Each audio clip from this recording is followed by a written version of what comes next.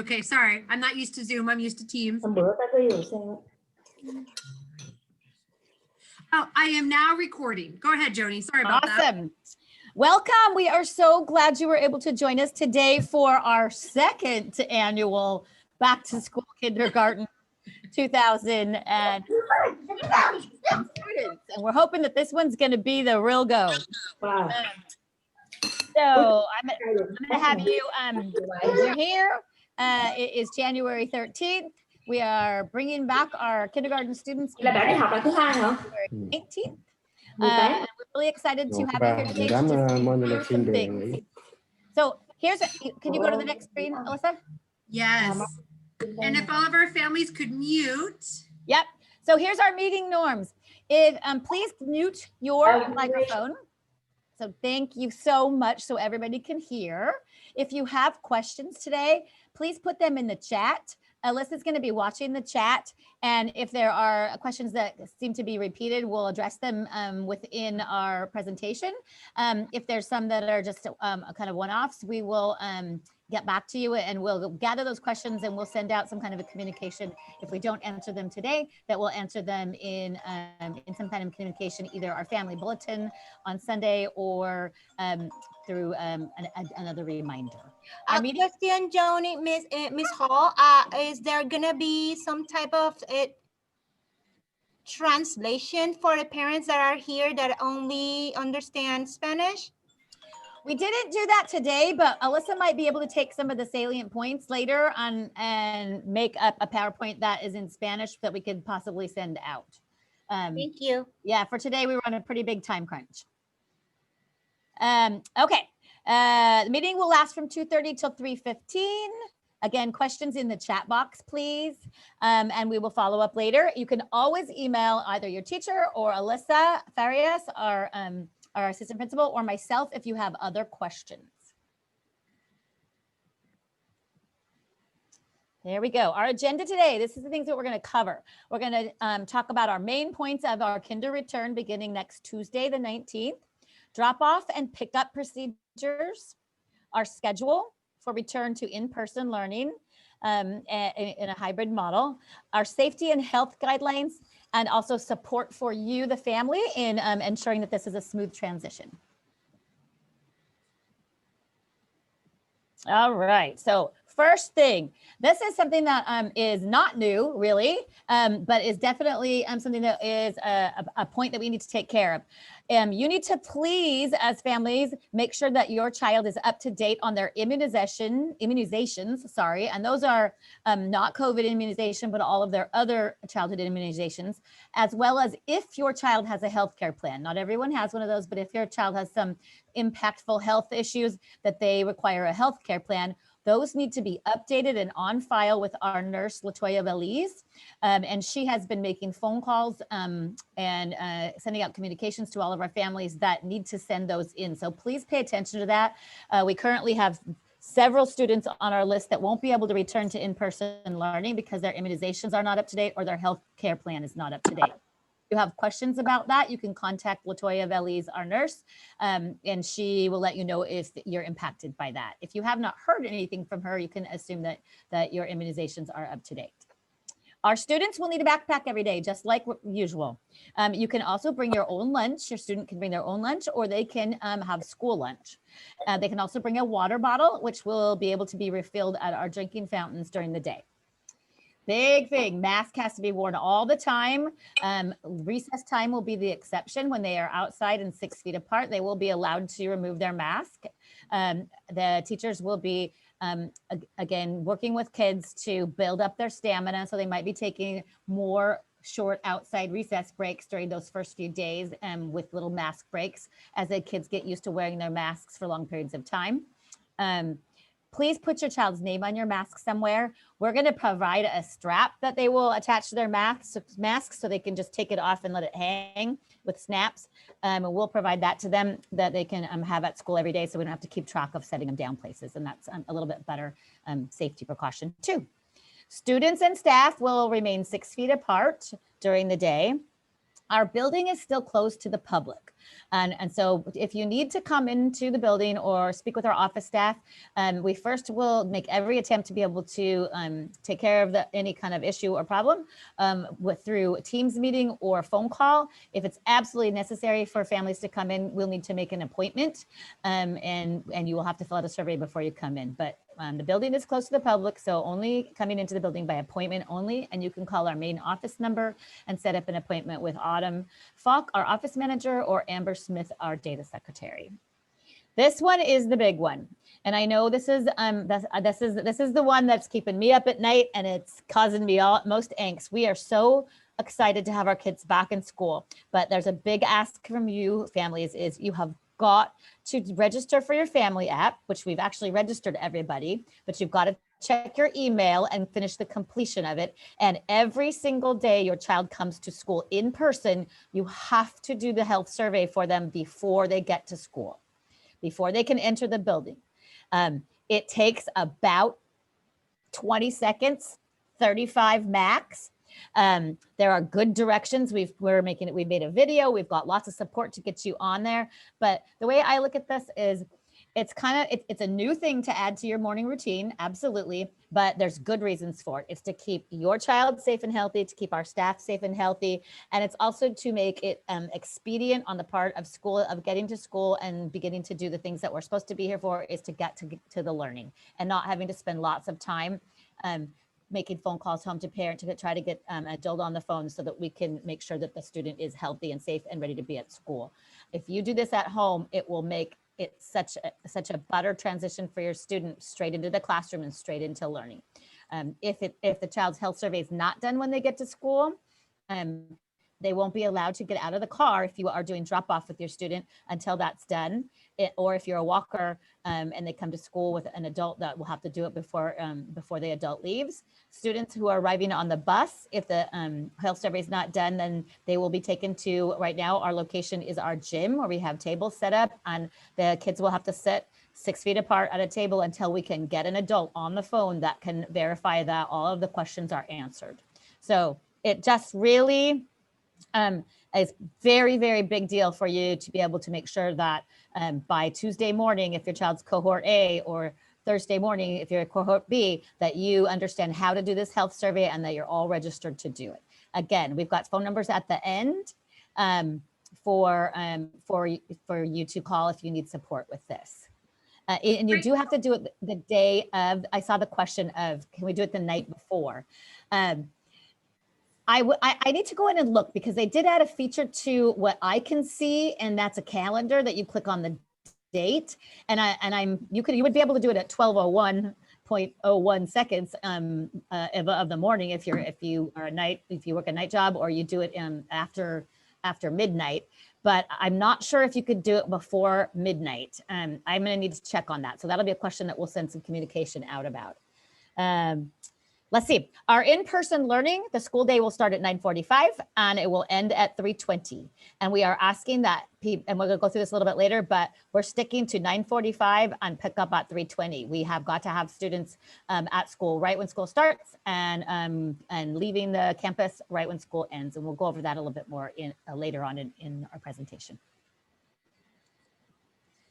Awesome. So let's talk about the health survey. I have emailed all of our kinder families that did not register yet, and I asked if I could begin that process for you.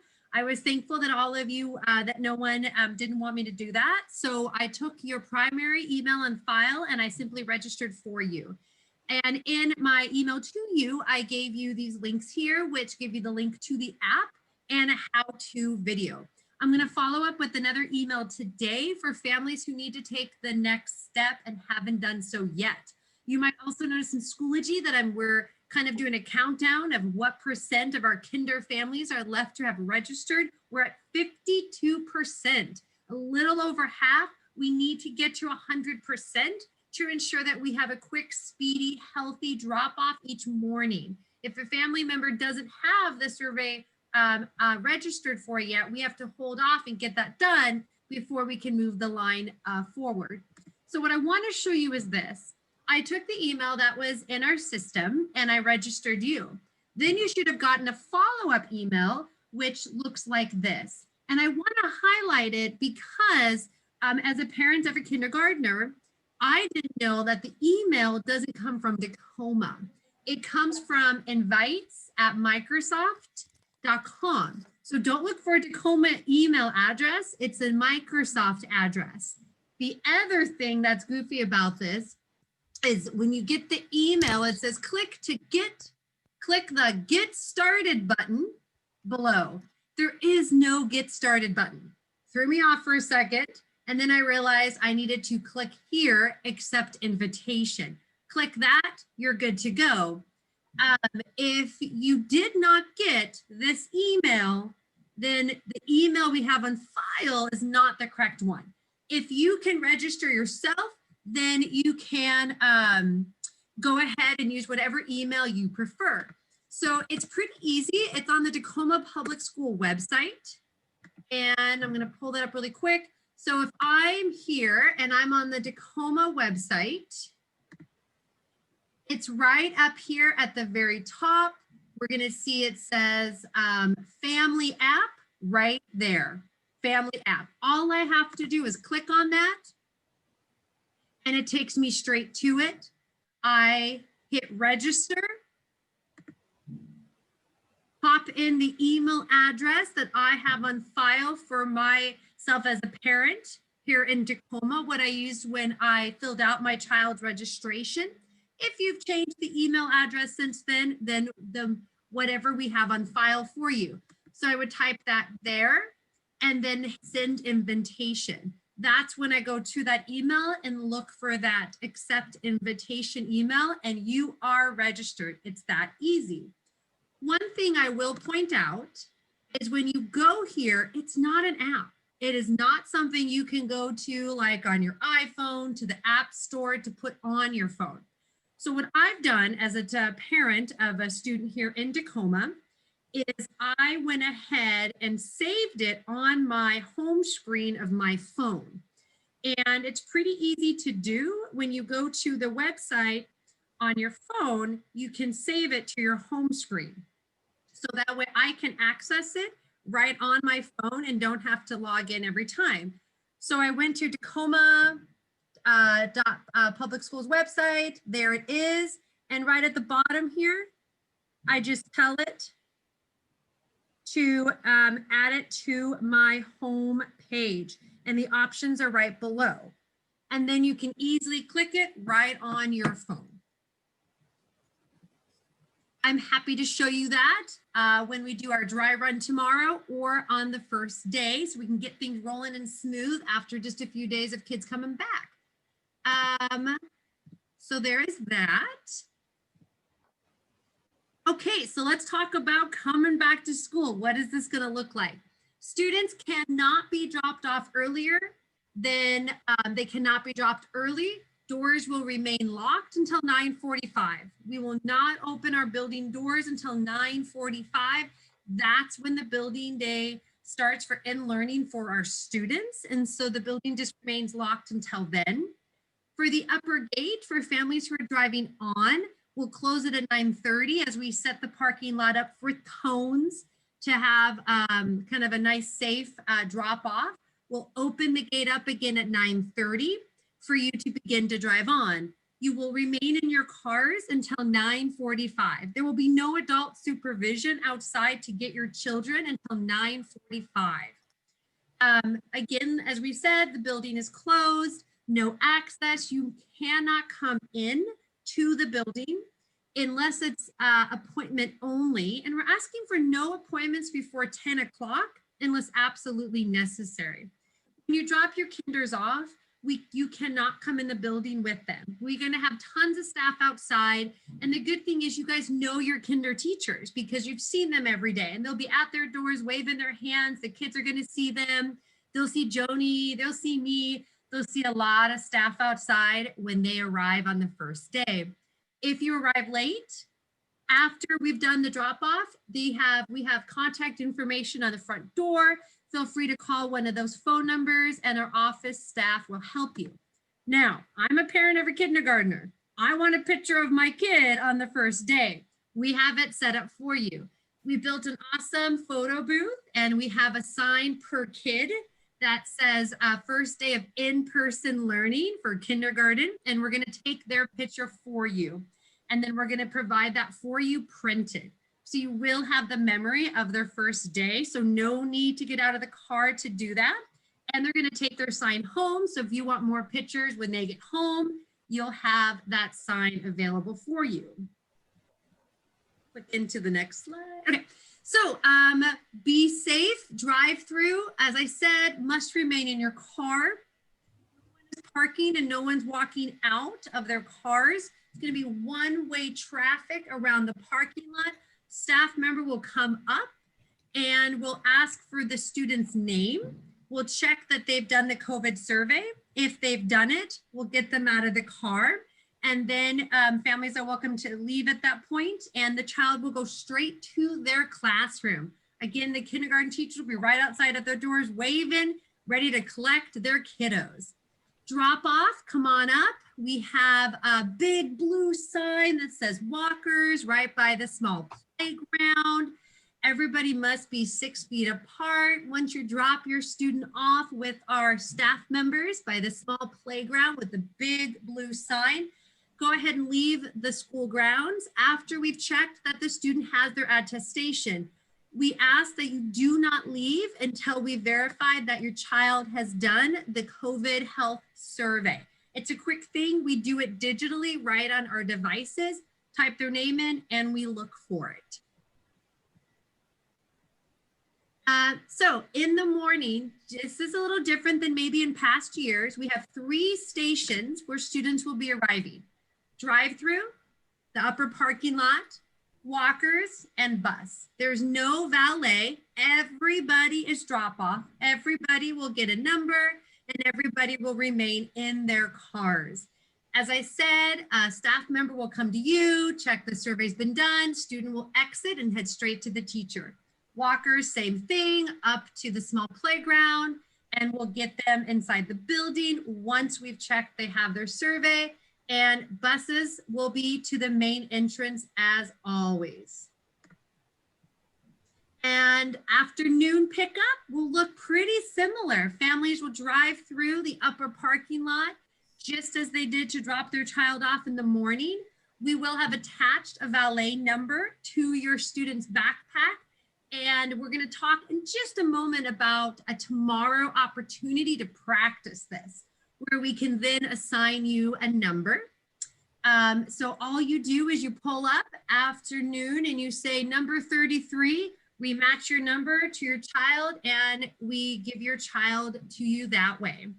Walkers will come to the classroom doors. When you walk up, you'll see the teachers waving their hands and the kids will be in the classroom, staying 6 feet apart, one at a time. Tell the teacher you're here to get your child. Teacher gives you your child and you head on home. Big thing is we cannot congregate. We have to stay 6 feet apart. Once you got your child, please leave school grounds, and the playgrounds will not be open during pickup and drop off. Last thing, just to let you guys know, we're going to be attaching what looks like this. They're going to be about this big onto your child's backpack. So we can easily know, are they a bus rider? Are they in a car? Are they walking? Are they going to daycare? What's their number for drive up and who's their teacher? For an extra piece of safety, so we ensure your child gets exactly where they need to go. If you will be a driving parent, we have forms for you to fill out so we can make sure we assign you a number. So I'm going to paste that form into the chat box. And this presentation will be pasted into Schoology. I'll put the forms there and your teachers will be sending the forms link home too. Jody.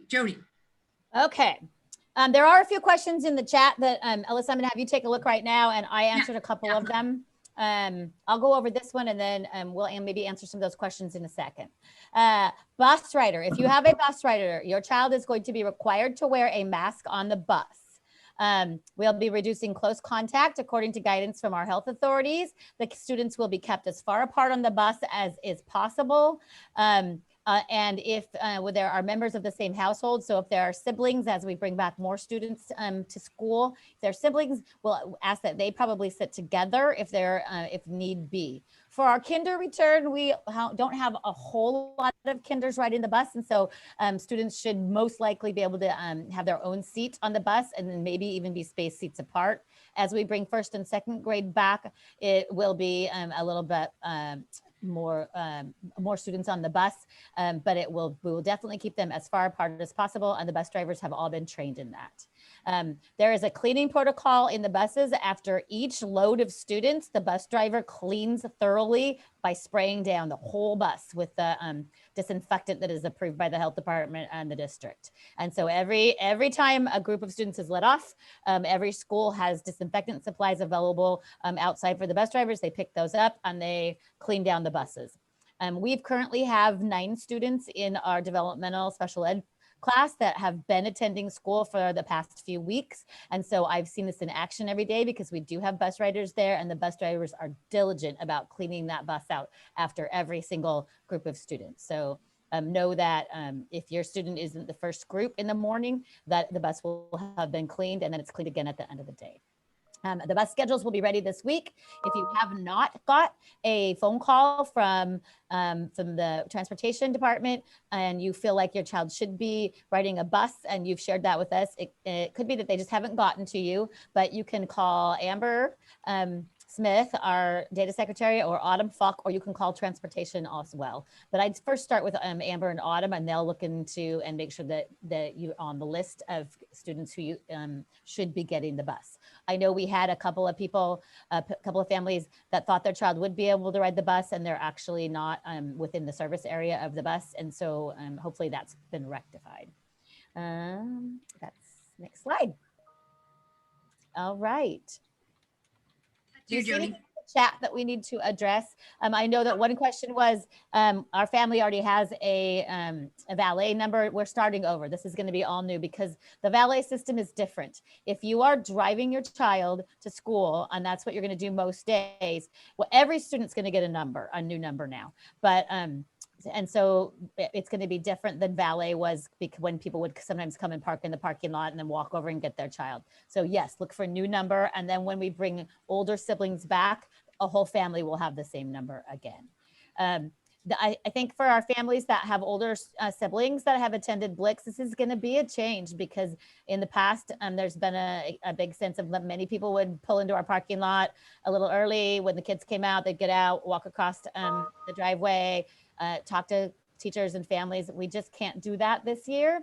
And so the drive-through drop-off, drive-through pickup is it's going to be one continuous line that comes in our upper parking lot, the big parking lot to the side, straight through and around. And part of the piece about in the mornings having the attestation, the health survey done, is getting people through the line and being able to get the kid out of the car quickly, get them to their teacher, and you move on. That'll be a little bit what we're going to try tomorrow. The more we have to have parents stand there and stay and get through an attestation or fill out that survey, the longer it's going to take us to run that line through. And we're lucky that we're coming back with just our kinders first. And so we've got far fewer students that we can practice this with and get good at it. And so that's what we will be. I know that one big question is, most of the time my kid's going to walk, but sometimes I'm going to do a drive-through. And that's why we decided to give every one of our students a number so that when we ask you to choose, we have a form and a survey, pick the thing that you're going to do the most. But I know I've got 5 kids. Most of the time they rode the bus to school, but sometimes maybe, I don't know, I stayed home for some reason and I got to drive them that day.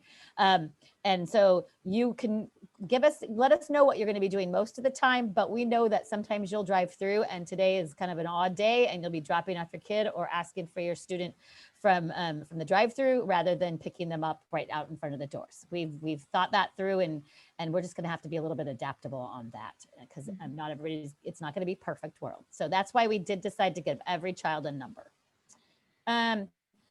So tomorrow we are going to do a practice opportunity for a dry run. So if you are available, at 3 o'clock if you're in cohort A. If you would like to get in your car, you can bring your student with you. You can come by yourself and do a dry run and try the drive-through of the upper parking lot. You'll just kind of be able to see where things are set up, where the students will be that are being picked up if they're a walker, where the students will get dropped off if they're a walker, how that run through is going to be through that driveway, and where the places that you're going to stop, who will be greeting you.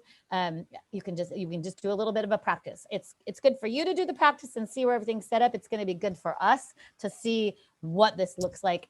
We've done lots and lots of planning. We've been out there for weeks now talking about how this is going to work, but it will always be better to have a practice before the first day. And please do know that those first few days of school, we're going to be watching and going, okay, what's working, what's not. And if there's something that it didn't go the way we thought, we might have to make a few adjustments, but we're trying to be as proactive as we can and get this as right as we can and as effective as we can for our families for that first day. Just to jump in really quick, only because there's been some questions, Joni. Just Yes. so you guys know, we printed off your student's name and we're writing their valet number on the back of it. For families who come tomorrow, we're going to give you that card. And the point of it is, I wish I had an example with me, would be to, when you drive up, have show the name at the window so the staff member can easily see the last name, type it in, check COVID survey, door opens, kid comes out. That way we don't really have to roll down windows. If it's rainy, we don't have to try to talk through the window. We just see the kid's last name, we check for their survey, kid comes out. And you'll have your valet number on the back of that. If you're not able to make it tomorrow, then we'll have a stack ready to hand out on drop off come Tuesday morning. So you will be getting a thick piece of paper with your student's name and the valet number on the back of it. And we will be attaching it to the kid. We just ask that you keep that card with you in your car so you can easily show us the kid's last name. It'll be much faster to see the name and type it into the tablet to check for their survey than trying to listen, especially on rainy days. It'll be a lot harder. Thanks, Joni. Yep. So tomorrow for the dry run, we wanted to kind of look at what it's going to look like for cohort A families and cohort B families. So if you can do that at 3 o'clock and you're in cohort A, we'd love to have you come through then. We set up cohort B at 3:30. You can drive through then. That would be great. We're thinking that we can get everybody through for that trial run in about a half an hour. No, you do not have to do the survey to come and do the dry run. Absolutely not. I know there was a question about supplies. How do I get my supplies to the teacher? You can put those in your child's backpack and they can bring them right in with them tomorrow or not tomorrow. Not tomorrow. Don't send your kids to school tomorrow. Please don't send your kids to school tomorrow. You can put those in there for the 19th or the 21st if you're in cohort B. And I just appreciate, hey, Brittany, I love that comment that you put in there about my child knows her teacher and she's feeling very safe and I'm feeling safe about sending her to school. I'm going to throw this in here right now while everybody's still on for people start to drop off. I am so like, we are so blessed to have the kinder teachers that we have. And I am like ready to go with this, and I feel so good about bringing our kids back to school, and it is 99.999% because of the fabulous kinder staff that we have here. They have got this. We have got this. They are dedicated to your students. They're dedicated to your families, and they know how to do this. And so I appreciate that comment, and I like 1000% back that up, Brittany. That I feel so good about bringing our kids here with the staff that we have and with the planning that's gone into this and the brainstorming, that this is going to be a good place. Your kids are in really good hands. And Just to answer a you question. don't have to send school supplies right now. Yeah. You don't have to. That's like not at the top of our priority list right now. Send your kid, send a mask, do the health survey. Yes. And those are the big priorities. Yes. Okay, schedule. All right. All right, here we go. So this is an example schedule, and we just kind of wanted to talk a teeny bit about what's it that your child's day going to look like when they're here with us in person, and then what are the implications for that when they are not here in person? And your teacher, their teacher is teaching a different group of students. And so this one, it kind of looks like if cohort A is here at school, Cohort B is in remote. So if pretend your child is in cohort A, and so today it's going to be Tuesday. We'll pretend it's Tuesday. Tuesday they're going to school. And so they're going to get to school, and at 9:45, from 9:15 to 9:45 is an independent remote learning time. Maybe you want to read a story to them, or have them do some work that's on your teacher's Schoology page, or you want to practice counting while you're making lunches, something like that. School starts in person at 9:45 a.m. Again, we ask that the kids arrive as close to 9:45 as is possible. There will not be supervision before then. We just don't have the ability to do that right now. The first thing we'll do is have breakfast. Everybody gets to eat free this year. You don't have to sign up. You don't have to fill anything out. You don't have to pay anything. Breakfast is only one choice, and it's a grab and get. Our kids will be eating breakfast in their classroom, and they will probably either while they're eating or shortly thereafter be having their social emotional class meeting and doing some checking in and stuff like that. And then they will have an instructional block there in the morning. Most likely that will be ELA, which is English Language Arts. Then our lunchtime is at 12 o'clock. Everybody will eat lunch in their classroom, and they will eat lunch from 12 to 12:30. Lunch will be, they will all, with their teacher, walk down to the cafeteria, and if they need to pick up a lunch, they will pick up a lunch. It's no choices this year because everybody gets to eat for free. It's a one-shot lunch. You get what you get. We're getting a menu soon, and we had one, but then it might change a little bit, so we didn't want to give it to you and then have it be wrong. As soon as we get the menu, we'll put it up for you. You can see what's for lunch each day. Again, you don't have to do anything. Anybody can have a free lunch. Then the kids will pick up their lunch. It's all in a disposable tray or in a disposable bag, and they'll walk back to the classroom. They will eat in their classroom, and the teacher is supervising the classroom during lunchtime. At the end of lunch at 12:30, classroom teachers will walk their kids out to the playground. Our playground is set up with zones. And so our classes, so if you are in Mrs. Stewart's class will be assigned a zone of the playground for the day, and that's where they will play. Maybe it's the play structure, maybe it's the play shed, maybe it's the front playground, and they will be supervised by some of our additional staff. And so then that's when the teachers get the chance to have their lunch for a half an hour. Lunch or recess will be from 12:30 to 1, and then teachers will pick their kids back up.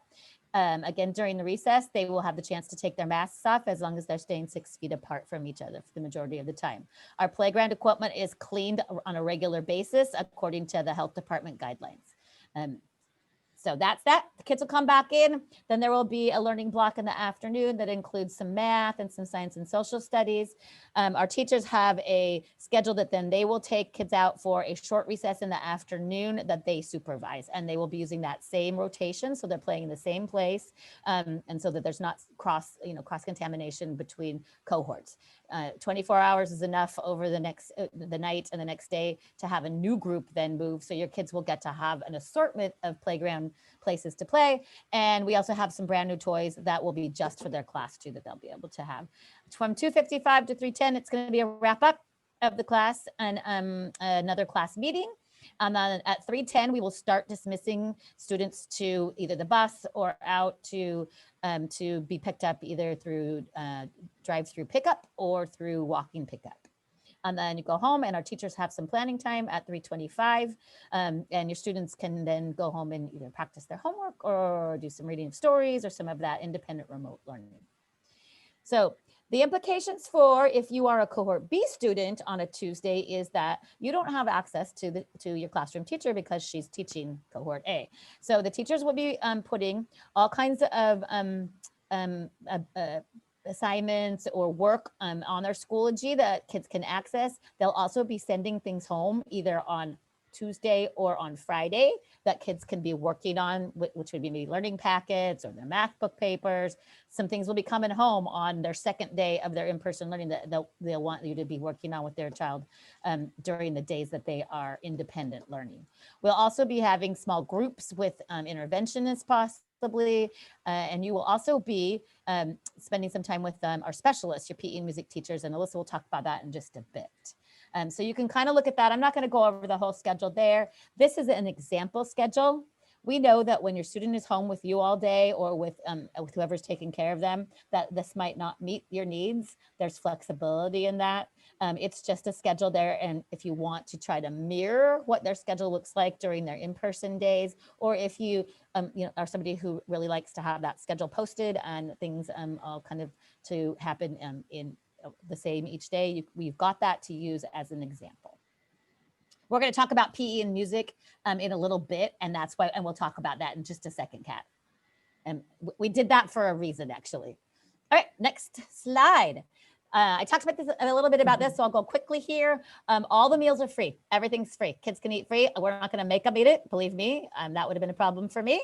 But they will be available for breakfast. It's going to be delivered to the classroom, and so your students will just come straight to their classroom in the morning. Again, lunch. Kids can bring their lunch. And hopefully it's going to be something that's easy to open because we have not quite as many lunchroom supervisors, just classroom teacher. We will maintain 6 feet of distance when we are going down to get our lunch, and also when we're eating lunch and discarding stuff. Students are going to be required to wash their hands before they eat and after their meals. They will be also, either the teacher or the student will be cleaning up their space, either their desks. Our kids all have desks, so their desk space before and after they eat. Drinking fountains can be used. We do have drinking fountains. We've got signage on all of those drinking fountains that ask people not to put their mouth on the drinking fountain to fill up a water bottle. And so those will also be cleaned multiple times during the day by our custodian staff. All right. I think this is you, Alyssa. Oh, my bad. Jeez. Sorry. Okay. It doesn't have a lollipop. All right. Sorry about that. Recess. Joni talked a little bit about this, but we are separating our playgrounds just to keep kids within their cohorts unless it's interacting in cohorts from other classes. It's going to be cleaned regularly, staggered entry and exit times. So that way we have kids not crossing each other when they're walking in and out. There might be brief moments during play at recess when students are less than 6 feet apart. If masks are not worn at recess, and students must remain 6 feet apart while at play. And what we've done is we bought these awesome lanyards. They have snaps and they're going to snap right onto the mask. So that way, when the kids outside, the lanyard just allows the mask to hang right on the back of them or on the front of them, and it never leaves them. So the mask is always with them, and it can be put on and off. And it just never leaves them. I will probably, like when they eat and stuff, just have them toss the mask to the back of them so no food falls on it. But then we always know whose mask is who. And as most of the stuff during the day, students must wash hands after play before heading back to their classrooms. PE and music. So one of the things that's really particular about PE and music is it's best without masks on. As a runner, I have a hard time running with the mask on. I can't imagine my 6-year-old who loves our music teacher having to try to sing with the mask on. So we decided to push music and PE to the independent learning times when kids are at home. You still get the same amount of PE and music, one live PE class, one live music. Now it's just 2 days next to each other, so your child can still get the full experience of PE and music while they're at home during independent learning. And then you'll be provided a link for the independent learning, as you always have been, and you can feel free to access that link, which works best within your schedule. Like Joni said, we provided you an example schedule of what the at-home independent learning days will look like, but feel free to access that link when you want to. PE and music will still be live at the same time. It just might be on a new day, as we did have to split the kids up into cohorts, so we had to rearrange PE and music around. You will access PE and music in a very similar way. You'll simply go to your teacher's teams and you go to the channel for music or PE. You'll see a link that you're going to click on that'll kick you to a new teams, and you'll join the live class right there. The only extra step you have to do, instead of going to the channel in the teams to click on it and see the live class to join, you click on a link that takes you to the live class. This allowed us to have 2 classes together at the same time. For some parents, you're welcome to go straight to the PE and music teams that has been created and your child has been invited to join the class that way. Two ways to access it. Really nothing new or different, because I think we're all experts in teams at this point, but we're always here to help you. And at the end of the presentation, we do have the contact for our tech support for families. If you need to reach out to her, we have that for you at the end of the presentation. A lot of these things we might have already gone over, but Joni, do you want to jump back in and make sure we just covered all the safety and health guidelines? Yeah, I think so. I know there was one question on there and on the chat. Are there lines on the floors? Yes, we have spent lots of time lining the floor. We've got blue tape lines right now. We do have some stickers that we might put on, but we found that we've heard that the stickers are tending to really mess up the floors. So our floors are all taped with blue tape marks, which I know kids are used to looking at. We might use the stickers in some high traffic areas. The sidewalks outside are also painted. So there's little yellow, they're about 6 to 8 inches long lines that are 6 feet apart that we have all of our sidewalks painted. And so that's all done. I think that we went over the playground pretty well. Students, we will have at least 3 supervisors outside supervising the lunchtime recess. And so they will be in places where they can make sure that kids are playing safely, that they're keeping themselves separated, 6 feet apart, and that they're staying in their zone.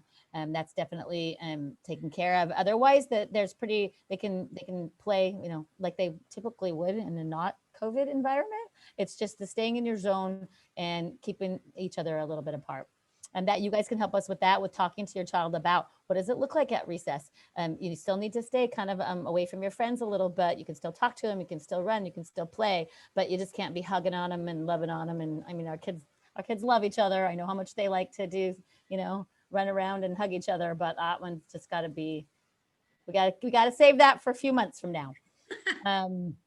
Yep, the restrooms, we've got the restrooms marked as well. 2 of our kinder classes have bathrooms in their classroom, and so that would just be a one at a time thing. That's a pretty easy one. The other 2 will be sharing one bathroom, and they have made arrangements between the 2 of them that they will only let one child go to the restroom at a time, and those restrooms are marked as well with 6 feet apart. And we've got half of, in that restroom where there's multiple stalls, half of them are closed off. And they're taped with caution tape that don't use this one. And then there's space for a student at a sink alone. So, and the teachers will make sure that they, of those 2 classrooms, and also with the classrooms that have a bathroom, they'll go over those rules very carefully and practice with the kids in the first few days. The hygiene practice pieces, best case is wash your hands with soap and warm water. Second best is hand sanitizer, which is fine. We will be doing a lot of hand washing during the day, but sometimes we will use the hand sanitizer in between. But those are both acceptable methods of cleaning hands. Materials and books will not be shared. If and if they are going to be shared, they will be shared. They'll have to be cleaned between students. And so our teachers know that, and they've got a set up system that if one set of books is going to be used for cohort A on Monday and Tuesday, 24 hours of sitting is okay. If it's supplies or manipulatives, they're going to be sprayed with disinfectant and they have to sit for 24 hours. If something hasn't been used in over 7 days, it doesn't have to be disinfected. So we've got things all set up that students have their own supplies and they're the only ones who get to use them. And if it is shared, that they are cleaned in between. The teachers will be spraying down the classroom hard surfaces when they walk in the door each morning.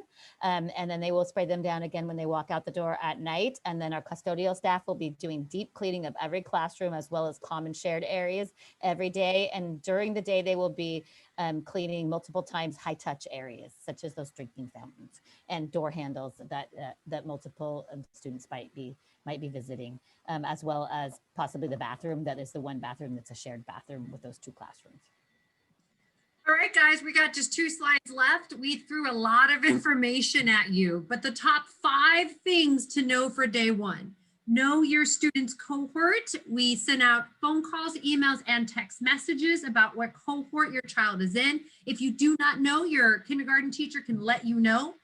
fill out the drop-off pickup survey. I've put it in the chat box and we'll post it into the Facebook page and the Schoology page. Register for the family app.